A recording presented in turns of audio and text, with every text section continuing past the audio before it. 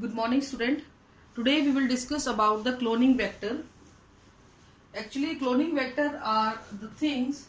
These are the DNA, these are the DNA which carry a foreign DNA. ठीक है, मैं दोबारा से इसको बताऊंगी.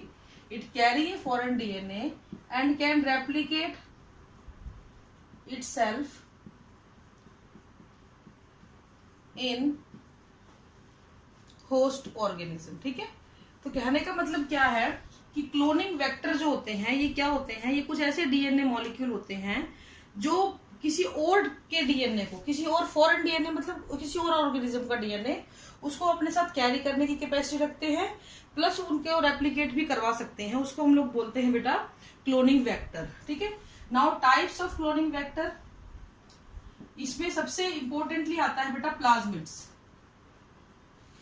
इसके अलावा कॉस्मिड्स होते हैं, बैक्टीरियोफेज होते हैं which can be used as a cloning vector. Bacteriophages को हम लोग यूज कर सकते हैं.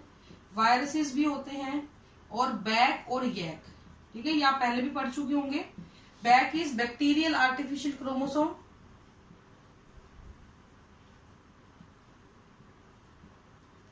और यैक yeast artificial chromosome.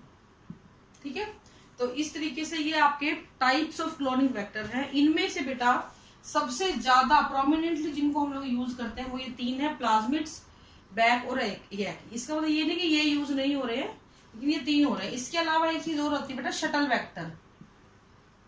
Shuttle vector, shuttle vectors क्या होते हैं बेटा, विच can B use both in prokaryotes and eukaryotes. उनको हम क्या बोलते हैं, शटल वेक्टर बोलते हैं. तो ऐसे सभी वेक्टर्स जो प्रोकैरियोट और यूकैरियोट दोनों में यूज किए जाए उनको हम बोलते हैं शटल वेक्टर्स. ठीक है, इसमें प्लाज्मिड हमारे लिए सबसे इंपॉर्टेंट है. तो फर्स्ट हम इसी की बात करेंगे. प्लाज्मिड. प्लाज्मिड की डिस्कवरी ने ही मैंने आपको बताया था कि बायोटेक्नोलॉजी की नींव रखी. तो plasmids are the utmost important here. तो हम लोग बात करेंगे प्लाज्मिड वेक्टर की. ये होता क्या है ये आपको मैं बता देती हूँ. प्लाज्मिड जो होते हैं बेटा ये डीएनए के अंदर, सॉरी बैक्टीरिया के अंदर प्रेजेंट एक्स्ट्रा क्रोमोसोमल थिंग्स होती हैं. ये डीएनए मेन डीएनए के अलावा ये एक्स्ट्रा क्रोमोसोमल होती हैं. सेल्फ रेप्लिकेट कर सकते हैं प्लाज्मिड और इनका सेल के डिवीजन पे और सेल की ग्रोथ पे कोई इफेक्ट नहीं होता. यानी कि अगर सेल को डिवाइड करना है, ग्रोथ करना है, तो प्लाज्मिड इंडिपेंडेंट है. प्लाज्मिड को उससे कोई खास फर्क पड़ेगा नहीं. प्लाज्मिड अगर नहीं भी होगा तो भी सेल डिवाइड करके रेप्लिकेट डिवाइड भी कर सकती है और ग्रोथ भी कर सकती है. मेन सेल के ऊपर से कोई इफेक्ट नहीं पड़ेगा. ये सर्कुलर होता है, डायग्राम में आपको दिख ही रहा है, और डबल स्टैंडर्ड होता है मेनली प्लाज्मिड की अगर हम बात करें तो. ठीक है, डबल स्टैंडर्ड डीएनए है. तो एक तरीके से ये डीएनए ही है, एक्स्ट्रा क्रोमोसोमल डीएनए है. मेन क्रोमोसोम से अलग होता है, सेल्फ रेप्लिकेट कर सकता है. सेल के सेल, मेन सेल के सेल डिवीजन ग्रोथ उसका कोई लेना देना नहीं है. सर्कुलर डीएनए होता है.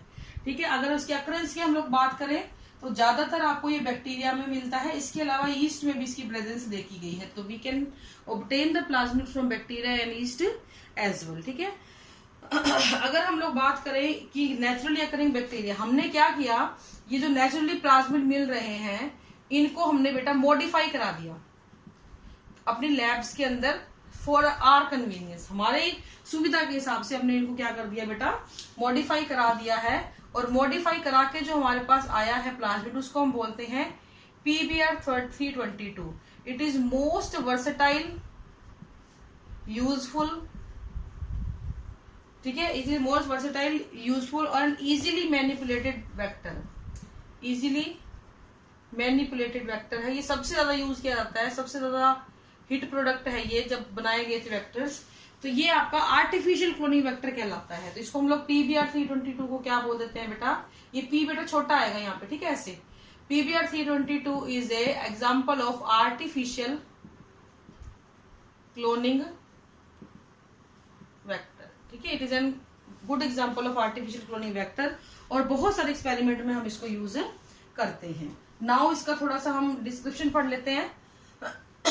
सॉरी, ये सबसे पहले 1977 में बनाया गया था by the two scientist, Bolivar and Rodrick.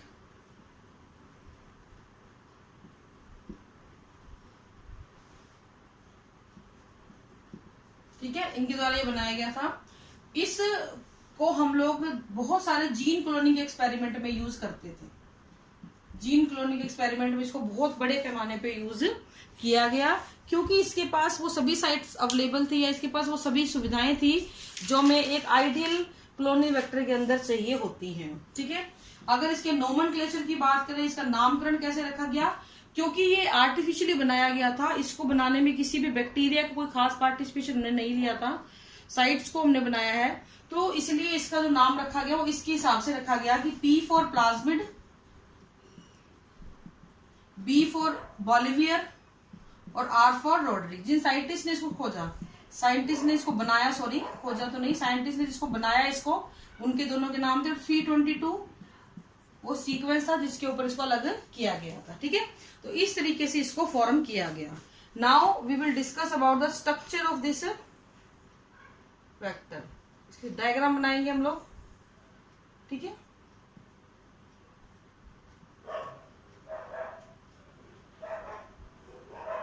इस तरीके से इसका डायग्राम होता है। यहां पे आपकी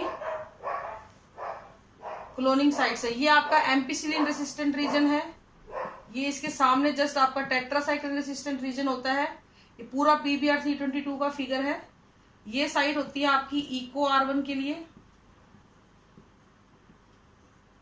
ये होती है क्लैव फर्स्ट, ये होती है हिंद 3, ये क्लोनिंग साइट है बेटा।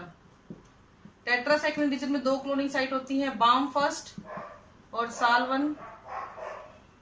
ठीक है, इस तरीके से ये आपका PVU सेकंड होता है यहाँ पे, ये भी, ये ROP जीन, ये प्रोटीन को रिस्ट्रिक्शन प्रोटीन एंजाइम होता है, प्रोटीन फॉर्म करता है ये ओराई साइट होती है, ओरिजिन ऑफ रेप्लिकेशन। इसमें आपके 2 होती है साइट, PST1 और PVU1। तो इस तरीके से आपका ये क्लोनिंग वेक्टर फॉर्म किया गया है, या प्लाज्मिड फॉर्म किया गया है। यहाँ पे ये जो लेबलिंग है, ये सारी की सारी बहुत ही इंपॉर्टेंट होती है, ये आपको ध्यान रखनी है, क्योंकि पेपर में ये पूछी जाती है, लेबलिंग ही करवाई जाती है इसकी। अब अगर हम इसके फीचर्स की बात करें, या किसी भी आइडियल क्लोनिंग वेक्टर के फीचर्स की बात करें, तो 3 फीचर किसी भी क्लोनिंग वेक्टर में होने बहुत जरूरी है। पहला, उसमें ओराई साइट होनी बहुत जरूरी होती है। दूसरा, उसमें सिलेक्टेबल मार्कर होने बहुत जरूरी होते हैं। तीसरा, उसमें क्लोनिंग साइट होनी जरूरी होती है। 3 चीजें उसके अंदर होनी चाहिए, तभी हम उसको मानते हैं कि वो एक अच्छा वेक्टर है, सॉरी क्लोनिंग साइट्स। ठीक है, तो ओराई साइट वो होती है जहां से ओरिजिन ऑफ रेप्लिकेशन जिसको हम बोलते हैं। तो ओराई साइट जो होती है, it is known as origin of replication. ये वो जगह है जहां से प्लाज्मिड अपना रेप्लिकेशन स्टार्ट करेगा। अगर ये साइट ना हो तो रेप्लिकेशन स्टार्ट नहीं होगा, ये आप ऑलरेडी जानते हैं, इस बात के बारे में नया नहीं है ये चीज। प्रोकैरियोट्स में ओरिजिन ऑफ रेप्लिकेशन एक होती है, यूकैरियोट्स में ये बहुत सारी पाई जाती है। ठीक है, पहली चीज। दूसरा होता है बेटा सिलेक्टेबल मार्कर। सिलेक्टेबल मार्कर क्या होता है, ये ट्रांसफॉर्मेंट को नॉन ट्रांसफॉर्मेंट से अलग करते हैं।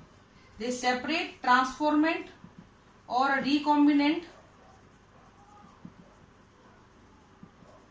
Non transformant. यानी कि आपने प्लाज्मिड और फॉरेन डीएनए को आपस में जोड़ने के लिए छोड़ दिया, आपने प्लाज्मिड को भी काट दिया, आपने डीएनए फॉरेन डीएनए को भी काट लिया, और अब हम चाहते हैं दोनों जुड़ जाएं।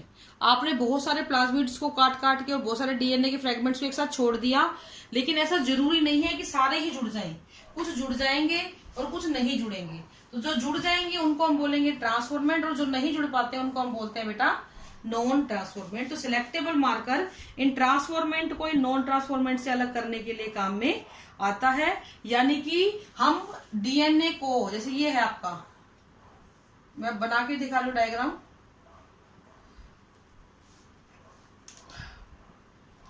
तो जिस ये वाला टुकड़ा जो मैंने ग्रीन से बनाया है, इसका मतलब यहाँ पे पीस ऑफ डीएनए अटैच हो गया, लेकिन यहाँ पे पीस ऑफ डीएनए बाहर ही रह गया, प्लाज्मिड खुद से अटैच हो गया। तो ये जो चीज है ये तो कहलाएगी ट्रांसफॉर्मेंट, क्योंकि इसमें फॉरेन इंसर्ट आ गया, लेकिन ये कहलाएगा नॉन ट्रांसफॉर्मेंट, क्योंकि फॉरेन इंसर्ट इसमें जुड़ नहीं पाया। और सिलेक्टेबल मार्कर इन्हीं दोनों को अलग करने के लिए यूज में आता है। हमारे पास यहाँ पे जितने भी जीन होते हैं, एम्पिसिलिन रेसिस्टेंस के लिए, टेट्रासाइक्लिन रेसिस्टेंस के लिए, कैमामाइसिन,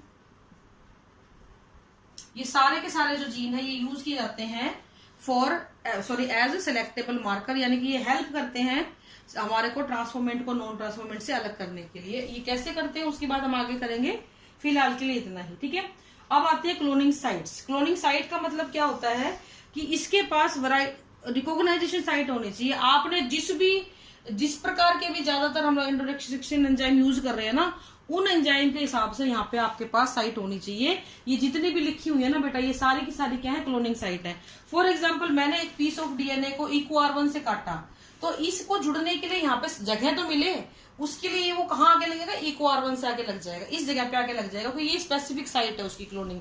इसी तरह मैंने अगर किसी को हिंद से काटा, हिंद जो HIV बोलने में हिंद बोल देते हैं, हीमोफिलस इन्फ्लुएंजा है ये, तो इससे अगर आपने काटा तो इससे काटोगे तो इसके हिसाब से साइट तो मिले ना इस टुकड़े को। आपने टुकड़ा हिंद से काट दिया, उस हिसाब के इसके स्टिकी एंड प्रोड्यूस हो गए या ब्लंट एंड जो भी प्रोड्यूस हुए, तो यहाँ चिपकने के लिए जगह तो चाहिए, ऐसी बाम के लिए ऐसी साल के, तो आपने क्लोनिंग साइट्स को यहाँ पे अवेलेबल करा दिया है।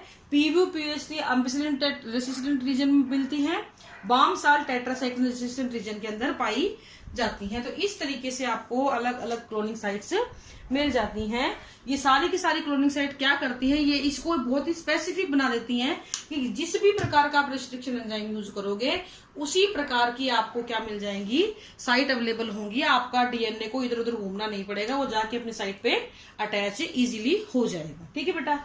तो ये आज आपके लिए इतना ही है। कल हम बात करेंगे कि ये जो सिलेक्टेबल मार्कर है ये अपना काम कैसे करता है। और हाँ, एक चीज और रह गई कि मैंने बताया कि क्लोनिंग वेक्टर की ये फीचर्स हैं, इसके पास सब कुछ है। देखो, इसके पास ओराई साइट भी है, इसके पास सिलेक्टेबल मार्कर भी है, और इसके पास अलग अलग क्लोनिंग साइट भी है। इसीलिए हम लोग इसको एक बहुत ही अच्छा और कन्वीनियंट हम प्लाज्मिड वेक्टर, क्लोनिंग वेक्टर मान सकते हैं, ठीक है बेटा। तो ये आज के लिए इतना ही है। कल हम बात करेंगे ये प्रोसेस कि ये ऐसे अलग कैसे कर लेता है, ठीक है। This is all for today. Thank you and have a nice day.